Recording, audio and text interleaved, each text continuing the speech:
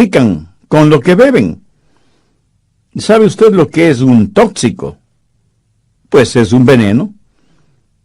Y si una persona está intoxicada, quiere decir que se ha envenenado ella misma. Esa es la razón por la que muchas personas, cuando se intoxican con licores, vomitan. Tal pareciera que sus estómagos tienen más sentido común que sus cabezas. Sus estómagos reaccionan frente al veneno y tratan de rechazarlo, y sin embargo el alcohólico sigue bebiendo. ¡Qué necedad!, ¿no le parece? Un borracho se envenena a sí mismo y afecta negativamente a todo su cuerpo. Se le enrojecen los ojos, tiene mal aliento, pierde el sentido de equilibrio y dirección, puede dormir su borrachera sobre basura y no darse cuenta de ello. Personalmente yo no me explico cómo nadie puede defender ese vicio y decir que mientras se beba responsablemente, todo está bien. En la actualidad se dice que el alcoholismo es una enfermedad. No es extraño que mientras se está buscando la causa de muchas enfermedades para combatirlas y erradicarlas, en cambio se hace una impresionante propaganda para que la gente beba más. Entonces, como dicen, si el alcoholismo es una enfermedad, ¿por qué hacen tanta propaganda para que nos enfermemos? En otras palabras, sabemos la causa de esa enfermedad y se sigue haciendo propaganda, no para erradicar la causa, sino para comercializarla. Somos personas realmente extrañas, sin necesidad de ser extraterrestres.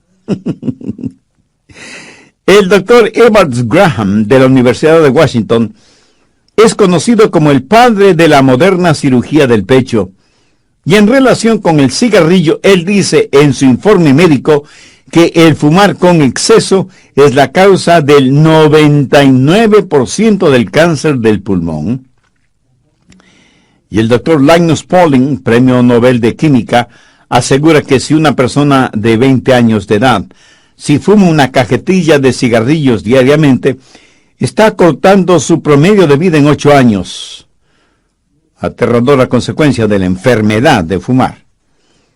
Ahora, quienes hicieron estas declaraciones no son ni pastores, ni predicadores, ni sacerdotes o líderes religiosos. Son científicos investigadores que hablan de los resultados de sus investigaciones. Hay otras personas que se enferman debido a la dieta que tienen y la practican hasta el fanatismo, sin ninguna supervisión médica o de algún reconocido nutricionista. Parece que cada persona tiene su propia dieta y trata de hacer que los demás la acepten.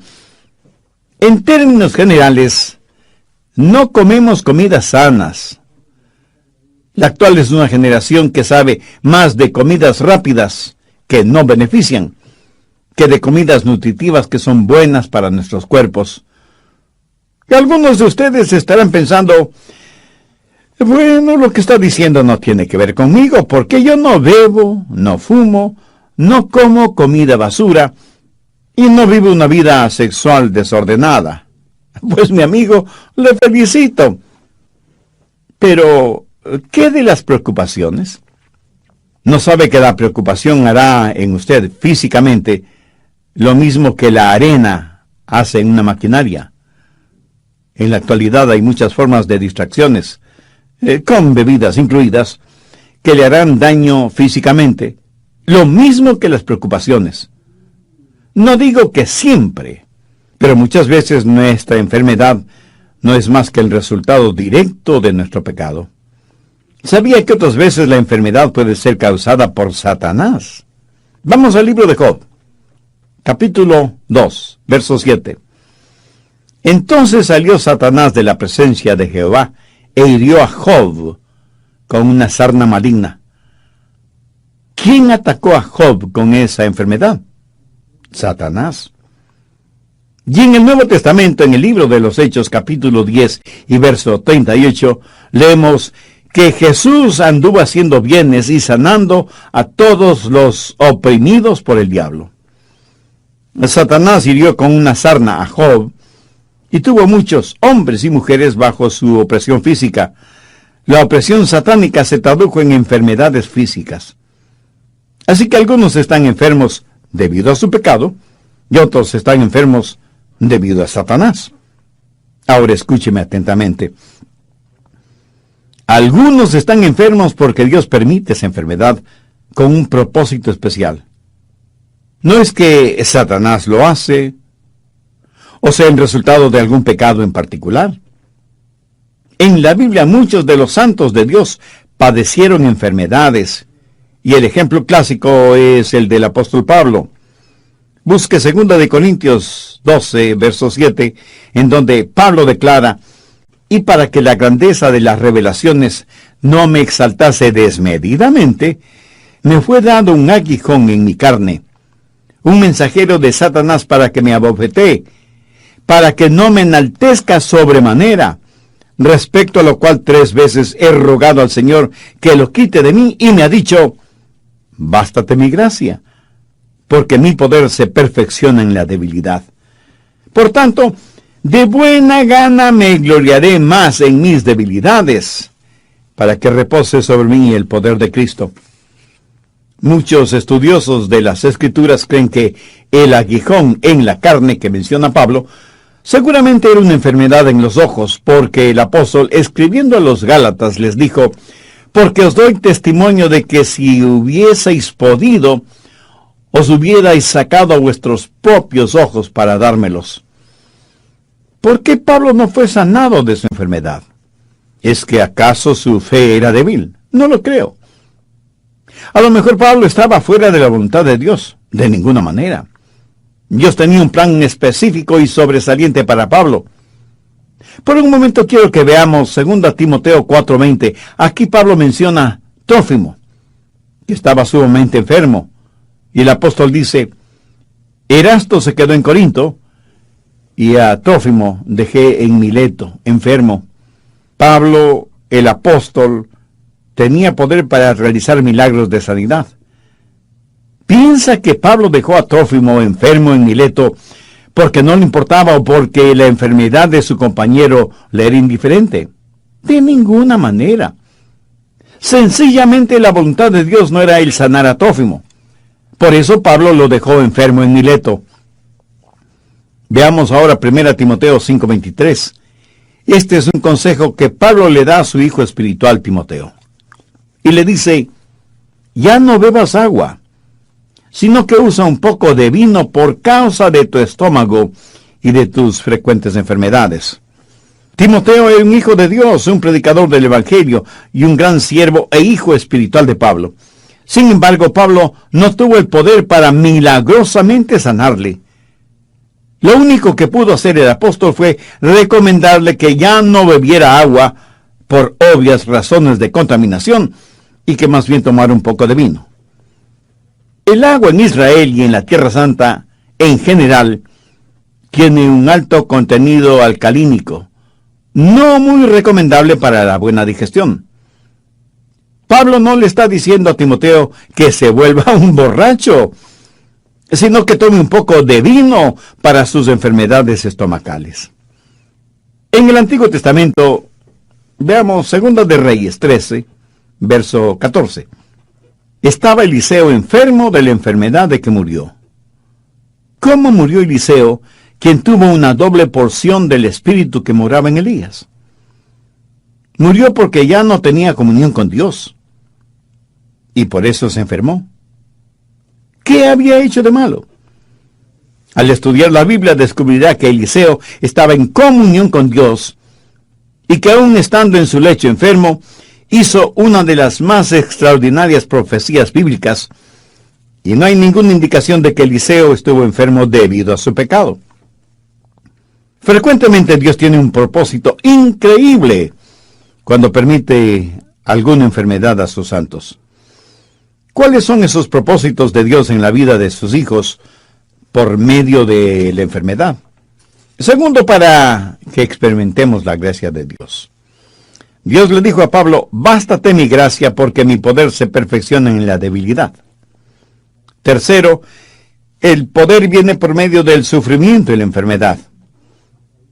Pablo hizo un maravilloso descubrimiento, que por medio de la enfermedad podía conocer el poder de Dios, quien le dijo: mi poder se perfecciona en la debilidad.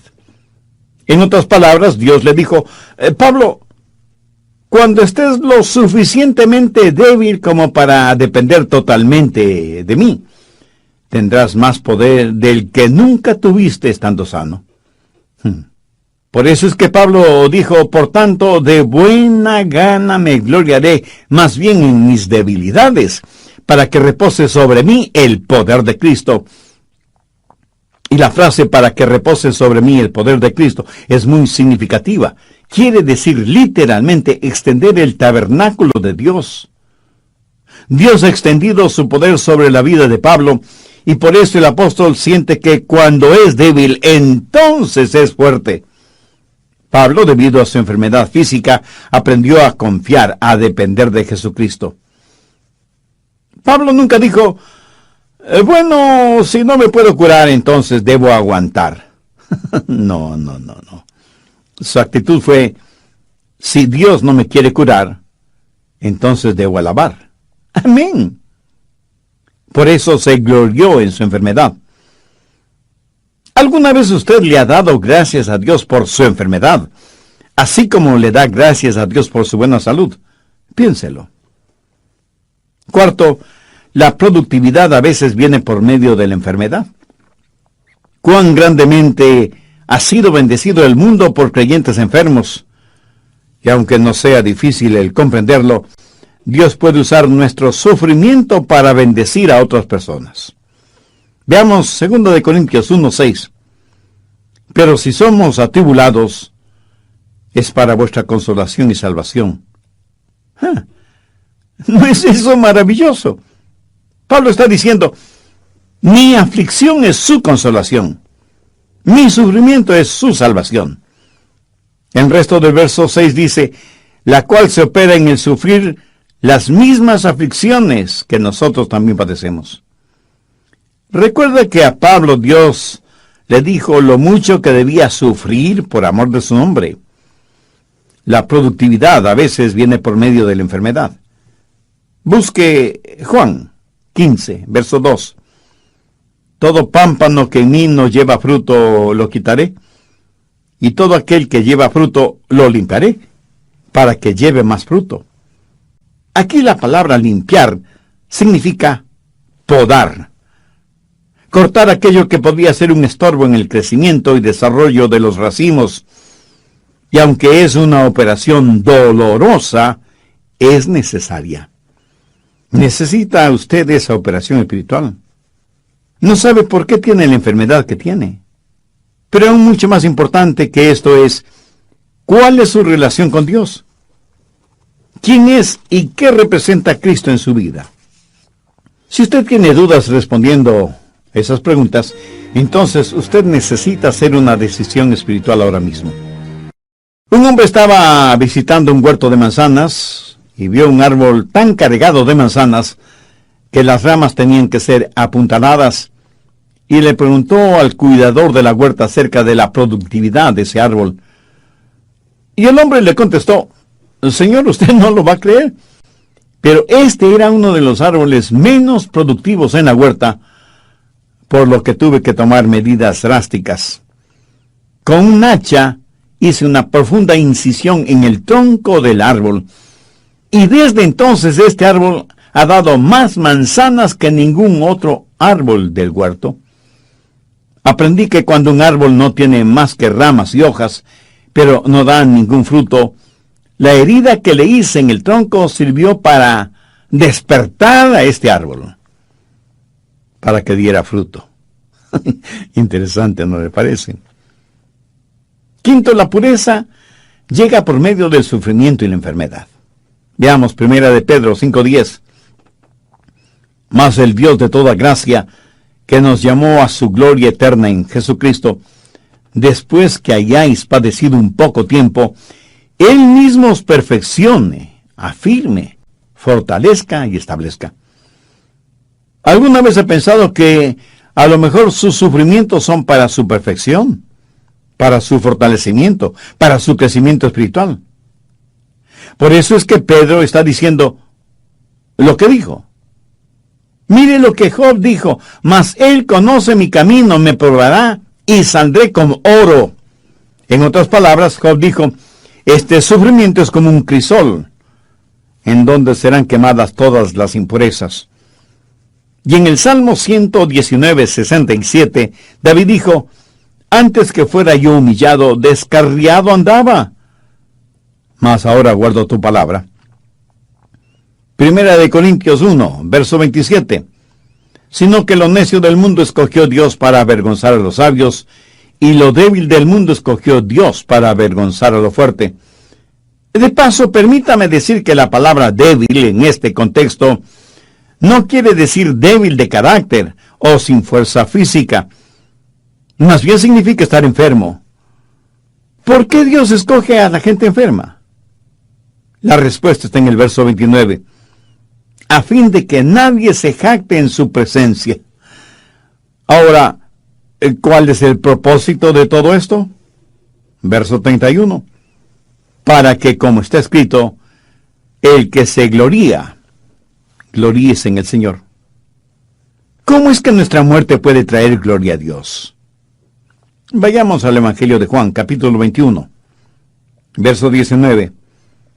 Esto dijo dando a entender con qué muerte había de glorificar a Dios. Dios, por así decirlo, cierra la boca del diablo. El apóstol Santiago usa el ejemplo de Job. La acusación del diablo contra Job era que Job no amaba a Dios. Y la única razón por la cual Job servía a Dios es porque Dios le había sobornado. Y Satanás le dijo a Dios: Job te sirve porque eres demasiado bueno con él. ¿Qué es lo que el diablo le dijo a Eva en el jardín del Edén? Dios no es lo suficientemente bueno para ti. Mira lo que Dios no te permite tener. Pero en relación con Job, el diablo dice que Dios era demasiado bueno con Job. Y Dios respondió al diablo: tú no conoces a mi siervo Job.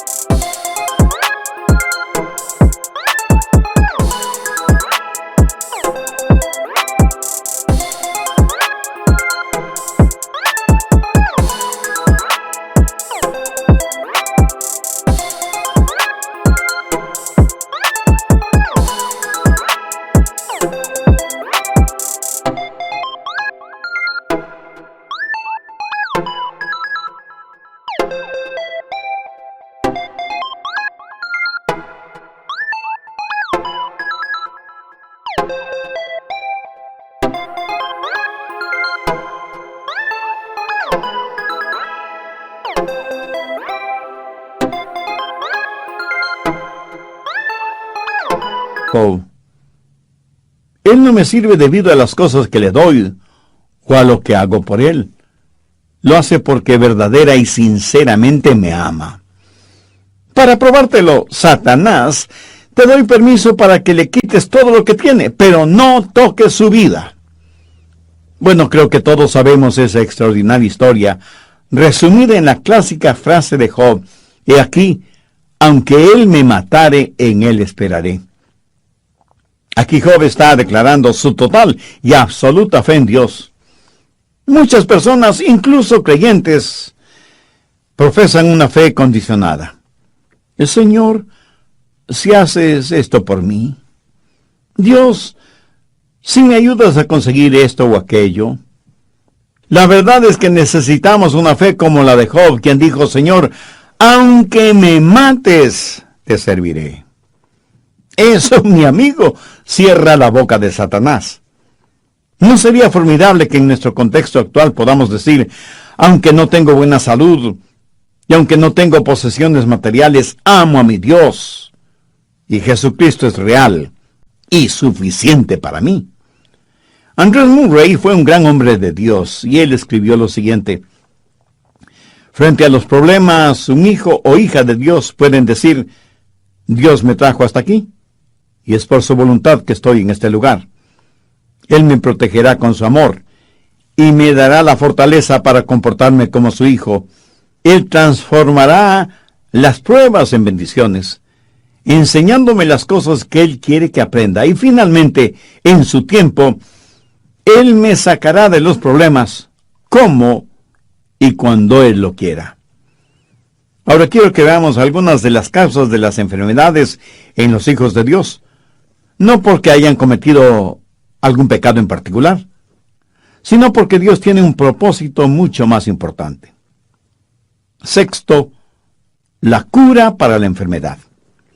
Santiago 5, desde el verso 13. ¿Está alguno entre vosotros afligido? Haga oración. ¿Está alguno alegre? Cante alabanza. ¿Está alguno enfermo entre vosotros? Llame a los ancianos de la iglesia y oren por él, ungiéndole con aceite en el nombre del Señor. Y la oración de fe salvará al enfermo, y el Señor lo levantará, y si hubiere cometido pecados, le serán perdonados. Aquí la palabra enfermo significa no tener ninguna fortaleza física, pero tampoco se refiere a un simple dolor de cabeza o a que le duele algún diente de la dentadura postiza. No se refiere a nada de eso. Aquí se habla de una verdadera enfermedad genuina, real, terrible. Entonces, ¿cuál es el procedimiento a seguir? Primero, llamar a los ancianos de la iglesia. Esto no necesariamente significa una persona llena de años, aunque esa es la etimología de la palabra, pero más bien se refiere a un líder en la iglesia. Anciano es una palabra usada intercambiablemente en la Biblia, referente a un pastor o un obispo. Hay que llamar a los líderes espirituales en la iglesia, no simplemente a cualquier persona, no a pseudopastores o líderes, o apóstoles, o profetas, que no son más que lobos disfrazados de ovejas. Segundo, orar por el enfermo y ungirle con aceite. Así lo dice el verso 14. Oren por él ungiéndole con aceite en el nombre del Señor. Ahora, ¿qué significa ungir con aceite? Algunos estudiosos dicen que significa el uso de medicinas, que hace referencia al uso de medicamentos para curarse. De paso, permítame decir que Dios puede usar doctores para sanar a algún enfermo. No hay nada de malo en consultar con un doctor. Lo malo es depositar la fe en ese doctor en vez de tener fe en Jesucristo. En mi opinión, el ungimiento con aceite no se refiere al uso de medicamentos.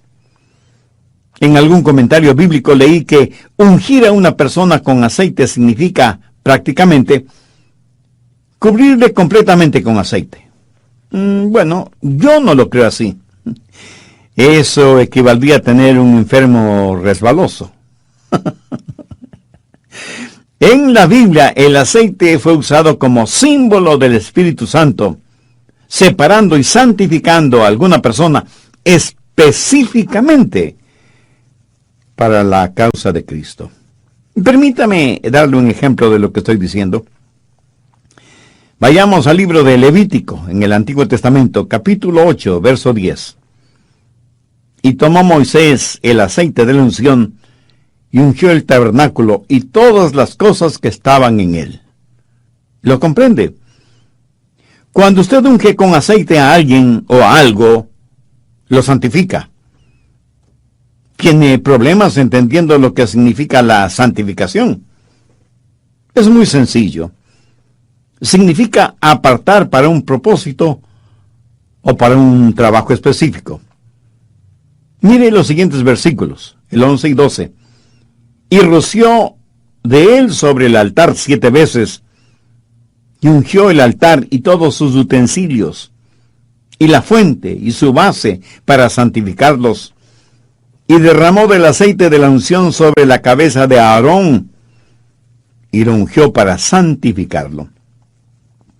El ungimiento con aceite es un acto simbólico, similar a la Cena del Señor, o Santa Cena, o Comunión, al bautismo por inmersión, o la imposición de manos. Simboliza algo hermoso y sobrenatural.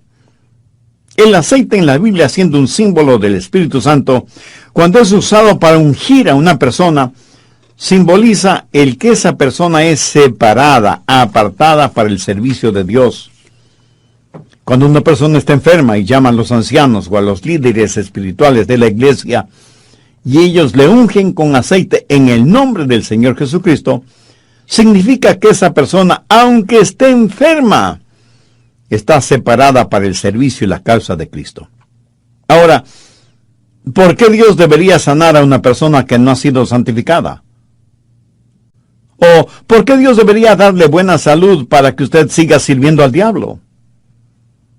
El ungimiento de una persona enferma es la declaración tácita de que esa persona está total y completamente entregada en cuerpo y alma al control del Espíritu Santo. Conozco a cientos de personas que han testificado y traído muchas almas al conocimiento de Cristo como Salvador personal, estando enfermas y en cama. O sea que, estando enfermas, hicieron más de lo que nunca hicieron estando sanas. Nuevamente, veamos Santiago 5, versos 13 y 14. ¿Está alguno afligido entre vosotros? Haga oración. ¿Está alguno alegre? Cante alabanza. ¿Está alguno enfermo entre vosotros?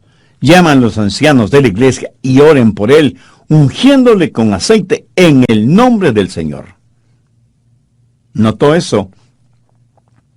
Son los ancianos los que oran por la persona enferma.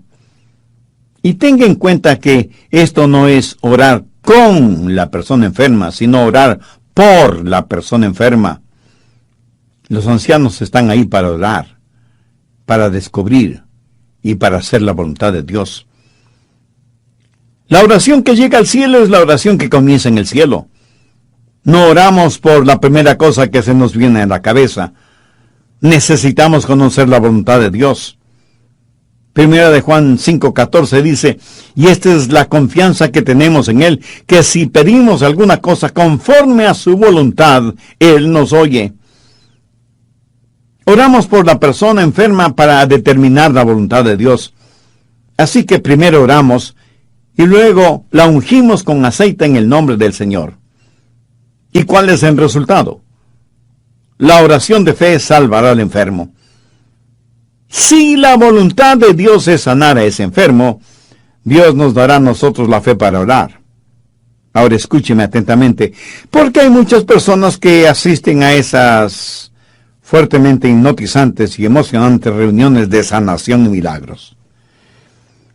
Yo creo que la parte más ardiente del infierno está reservada para esos charlatanes y fraudulentos mercenarios espirituales que van por todo el mundo esquilmando a los ingenuos, diciéndoles que el poder de Dios está en ellos para sanar enfermos, cuando no son más que desvergonzados vividores que se aprovechan de la credulidad de los tontos útiles. Esos pseudoapóstoles, pastores, profetas, ministros o como se autodenominen, son una verdadera abominación a los ojos de Dios. Pero esto no invalida el poder de Dios para sanar. Yo creo en la sanidad milagrosa y sobrenatural. Yo creo que Dios me ha sanado de muchas enfermedades para que crea en su sanidad. Pero recuerde que cada cosa que Dios hace, Satanás la falsifica. Y estos pseudo sanadores que abundan en nuestro mundo actual, toman a una persona que está en una silla de ruedas o que usa muletas y les imponen las manos y dicen unas cuantas palabras misteriosas y desconocidas, y como nada sucede, declaran: hermanos, la voluntad de Dios es sanar a todos, pero esta persona no tiene suficiente fe como para ser sanada. Ahora piense conmigo por un momento. ¿Puede imaginarse lo que hará eso en una persona que no entiende la Biblia? ¿Se da cuenta del tremendo daño que hacen al ego espiritual de esa persona? No creo que haya nada más abominable que eso. Si usted estudia detenidamente este pasaje de Santiago, descubrirá que no es la fe del enfermo de la que se está hablando, sino de la oración de fe de quienes oran por él.